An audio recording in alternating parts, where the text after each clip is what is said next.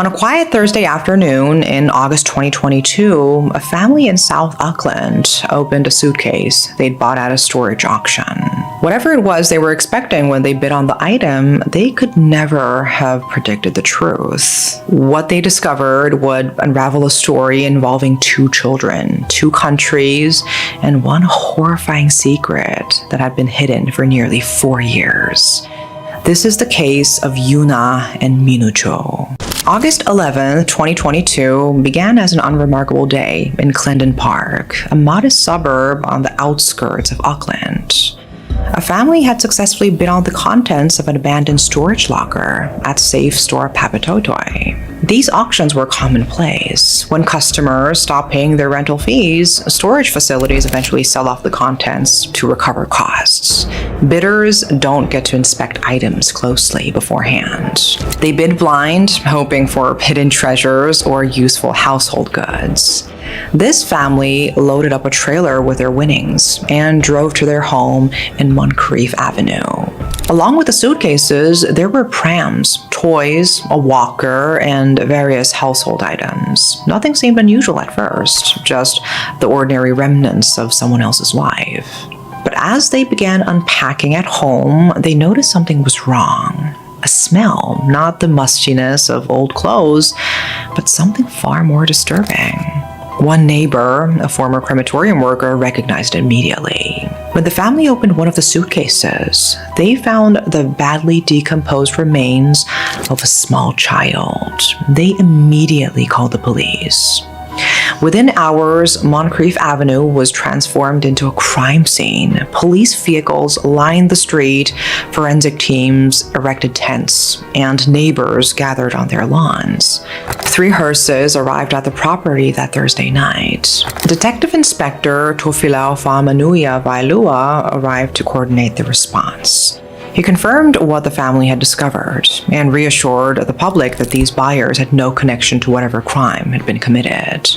They were just victims of a terrible coincidence, traumatized witnesses of something no one should have to see.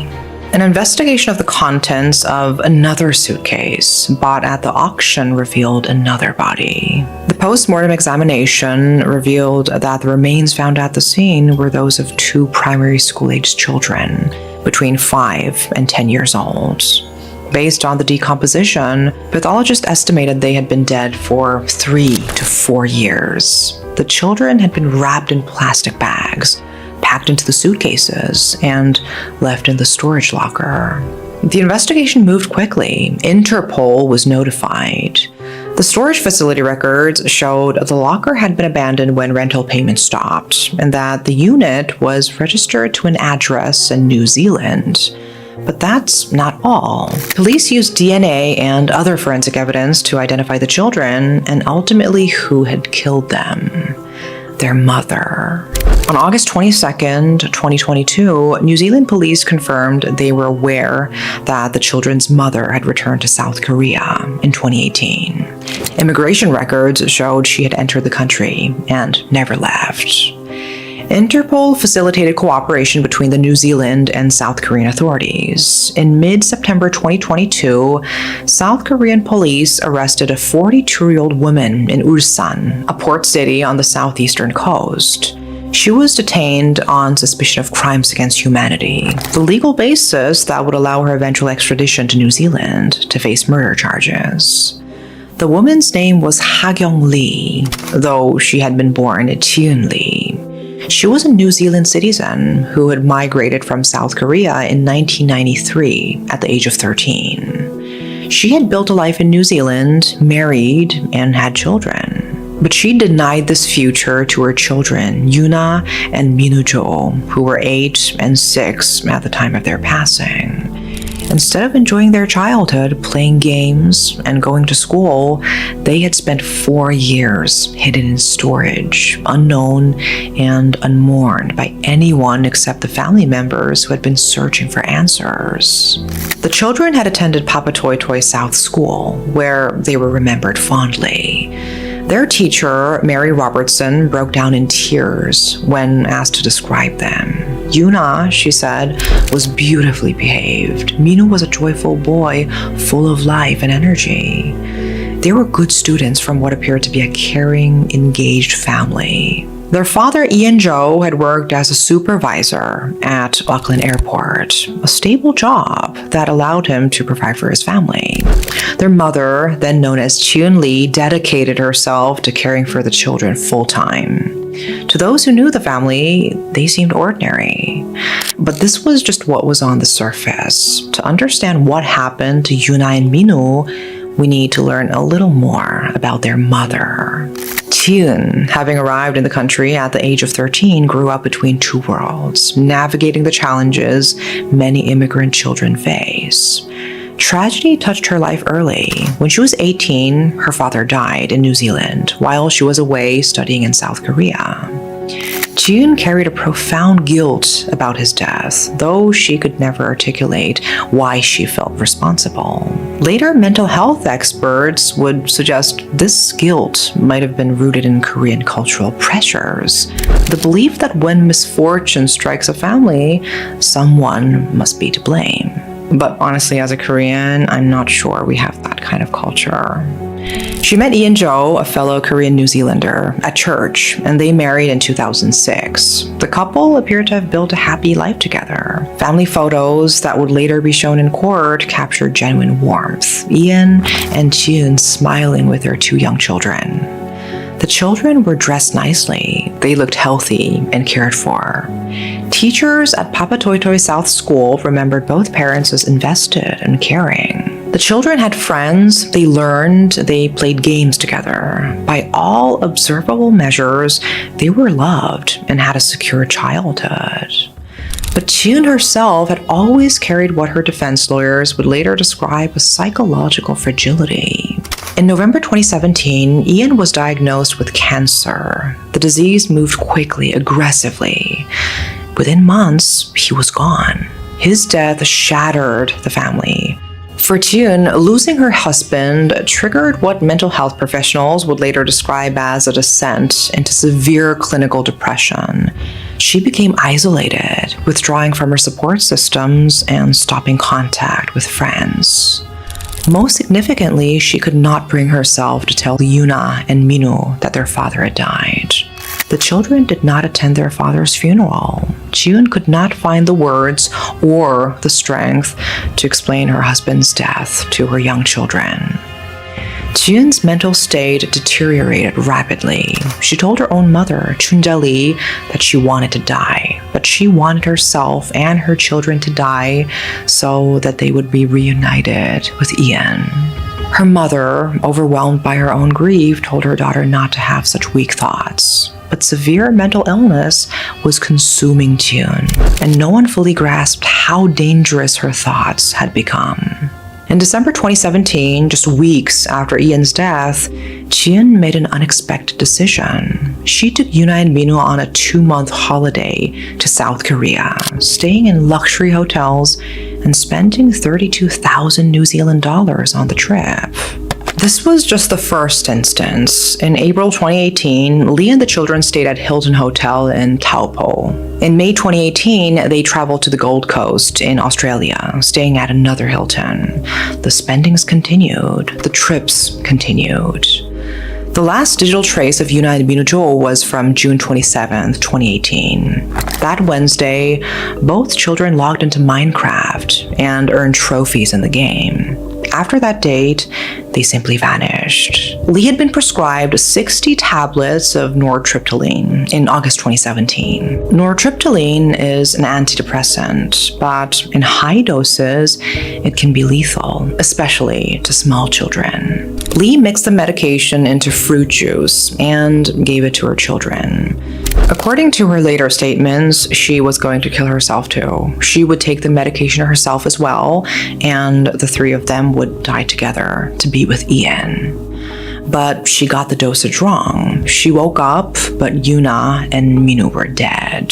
The pathologist who later examined the remains could not determine with certainty whether the children died from the drug overdose alone or whether they were first incapacitated by the drug and then killed by other means. The decomposition was too advanced to tell.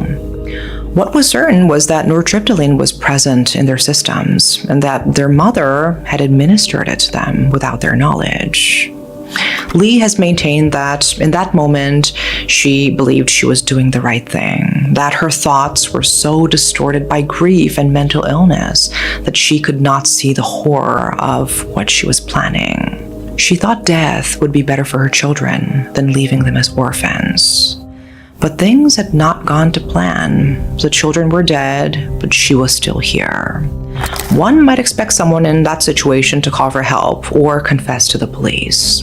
Instead, she wrapped their bodies in plastic bags. She took 2 suitcases and placed one child in each one, compressing their remains to make them fit. Then she rented a storage unit at Safe Store Papatoetoy and moved the suitcases there, hiding them among their belongings. This act of concealment would become central to the prosecution's case against her.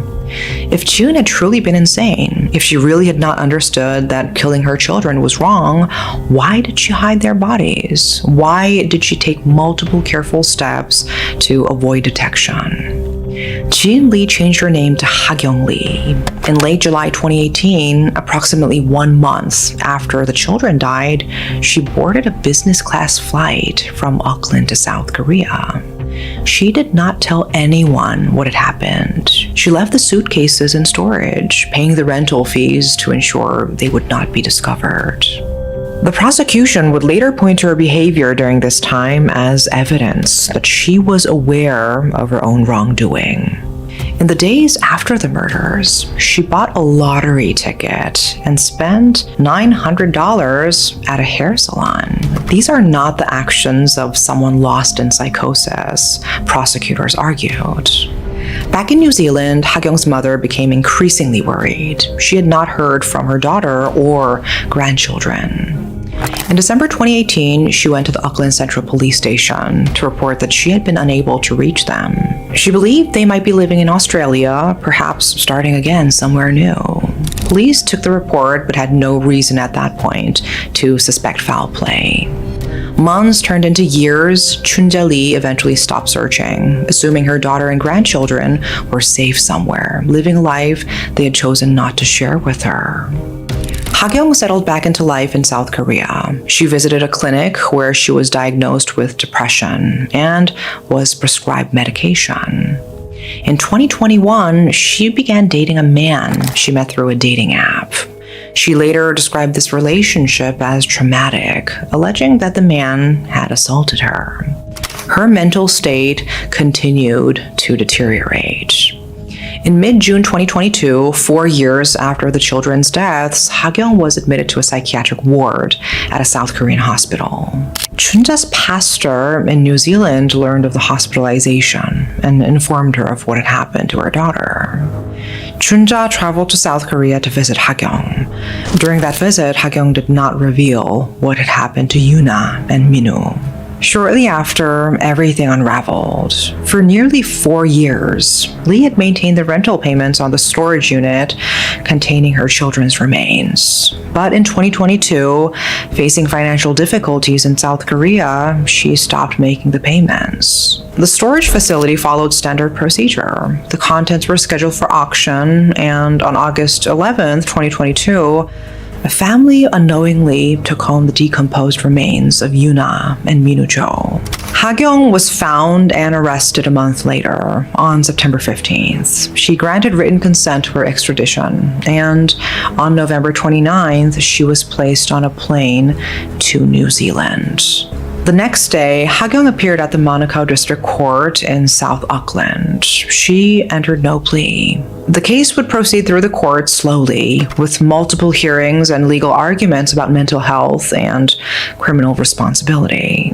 Lee pleaded not guilty, not because she denied causing her children's death, which she admitted from the very beginning, but because her lawyers argued she had been legally insane at the time of the murders, incapable of understanding that what she was doing was morally wrong. Almost 3 years later, on September 8, 2025, Ha-kyung Lee's trial began at the Auckland High Court. Justice Jeffrey Venning presided. Ha-kyung represented herself, though she had 2 standby counsel who could advise her. Despite representing herself, Ha-kyung chose not to sit in the main courtroom for most of the trial.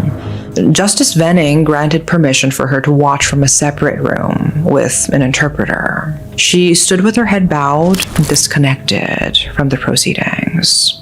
The central question was whether she had been legally insane when she committed the murders. The defense called Dr. Yvette Kelly, a forensic psychiatrist who had conducted extensive interviews with Ha-kyung. Dr. Kelly testified that Ha-kyung met the criteria for being found not criminally responsible by reason of insanity. She had been suffering from severe clinical depression after her husband's death. She had dangerous thoughts and developed the belief that the best thing for her family was for all of them to die together. Dr. Kelly explained that Ha-kyung believed, in her distorted mental state, that killing the children was actually the morally right thing to do. She felt she was a bad mother, incapable of raising her children alone. In her distorted way of thinking, taking them with her seemed like protection rather than harm. But the Crown, led by prosecutor Natalie Walker, argued forcefully against the insanity defense. Ha-kyung's behavior after the children's death, they pointed out, showed clear awareness of wrongdoing. She had rented a storage unit, an act requiring planning. She had hidden the bodies carefully. She had changed her name. She had paid for beauty treatments and purchased a business class ticket to South Korea. These were the calculated steps of someone who understood that she had done something terrible and was trying to escape the consequences, prosecutors argued. Walker told the jury that Ha-kyung's crimes were not about mercy or distorted thinking. They were about freeing herself from the burden of parenting alone. The jury deliberated for just 3.5 hours. Their verdict was unanimous, guilty on both counts of murder. Ha-kyung stood in the dock as the verdict was read, head bowed, silent. The jury had rejected the insanity defense, concluding that Ha-kyung had known what she was doing was wrong. The sentencing hearing on November 26, 2025 brought the full weight of the tragedy into focus. Family members who had been living with the weight of this knowledge for years finally had the opportunity to speak. Chunja, Ha-kyung's mother, and the children's grandmother submitted a written statement that prosecutors read aloud in court. She described the night she learned what had truly happened to Yuna and Mino. The shock was so severe that she could not process it. For months afterward, she cried every night. Sleep only came when she drank alcohol to numb the pain. As she lay in bed each night, a single question repeated in her mind. If she wanted to die, why didn't she die alone? Why did she have to take those innocent children with her? The pain, she said, felt like something cutting through her bones or penetrating her chest. She did not know if it would ever heal. She expected to carry it until the day she died. After the bodies were recovered, Chunja had tried to return to her church community, hoping to find comfort. Instead, she was given an icy reception. People avoided her. She realized she had been labeled the mother of a murderer. The community that she had expected to support her instead treated her like she was carrying a contagious disease. She spoke of profound regret. Years earlier, a friend had recommended a counselor for her daughter. Chunja had not insisted that Hagyong go. Now, she wondered constantly, if she had forced her daughter to get help, could this tragedy have been prevented? Despite everything, despite the horror of what her daughter had done, Chunja said she still hoped Hagyong would eventually be released on parole. Jimmy Seuk-jo, Ian Jo's brother, was present in the courtroom.